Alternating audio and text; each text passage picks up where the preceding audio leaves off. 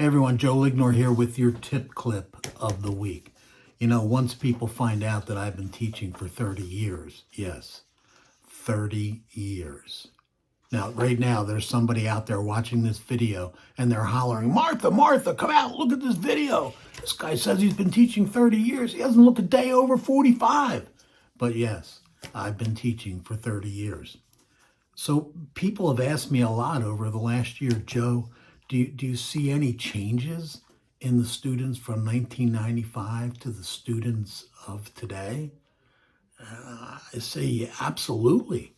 I see two changes in today's students compared to 1995 students. One is the demeanor of the student in the classroom. Back in 1995, kids understood that no meant no. If they asked me something and I said, we're not ready for that, let's not do that right now, go back to your seat and we'll try it maybe later, that was it. They went back to their seat, that was okay. That's the way it was supposed to be. That's the way it was in the classroom. No meant no. Today's students, the demeanor is totally different.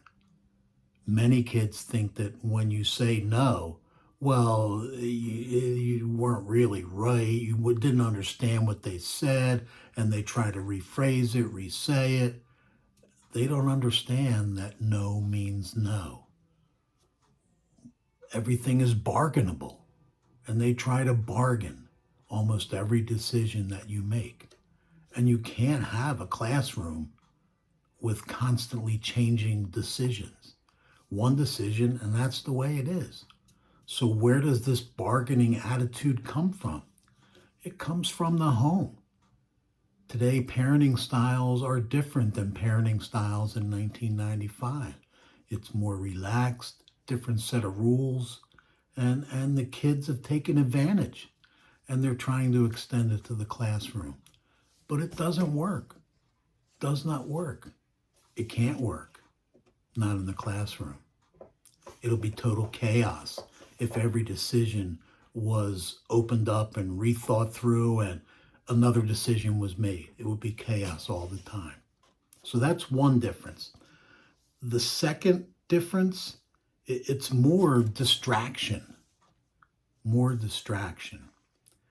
In 1995, kids had the usual distraction that they've had forever. Sports teams and practices, games. They had to juggle their work in between those. The TV, watching TV when they shouldn't be. Music, instruments, lessons, practice. Everything had to be negotiated with each other so that everybody got equal time. And then the boy-girl stuff, that's been around forever. And kids still deal with that today, those distractions. But they have two new distractions that they have to deal with in order to get their work done. The first distraction is the computer. We didn't have to worry about that back in 95. Everything was pencil and paper. That's the way it was. But the computer came along, and it's a tool that really should be helpful and beneficial to every kid to use to answer questions in class, do their homework, work on a project, help write a paper, gather research.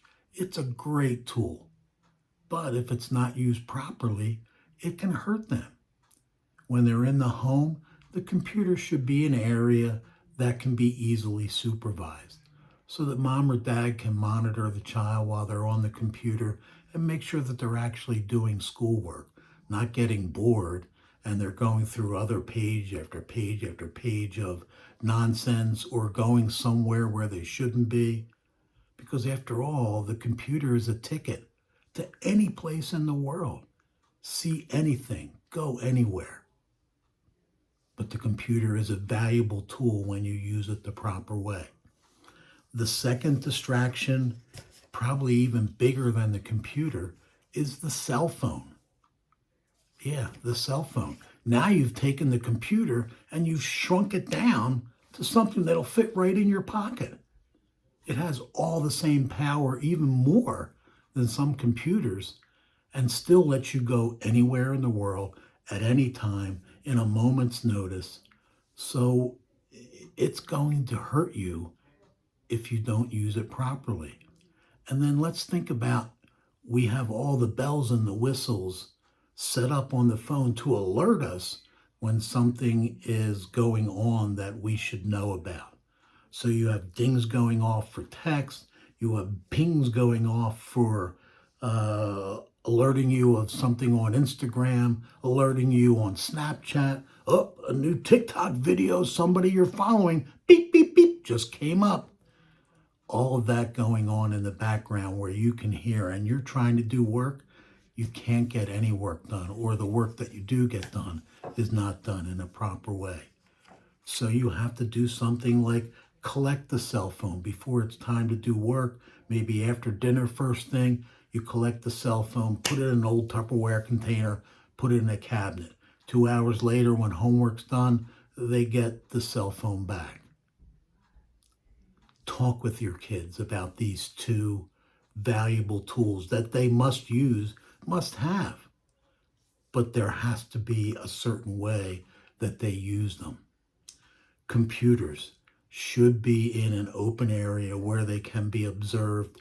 The kids make sure they don't go places that they're not supposed to be. When they get a little bored, they just scroll away. And the cell phone, make sure that it's placed somewhere where the dings and pings and tings won't alert them, break their concentration, and let them do a good job with their homework.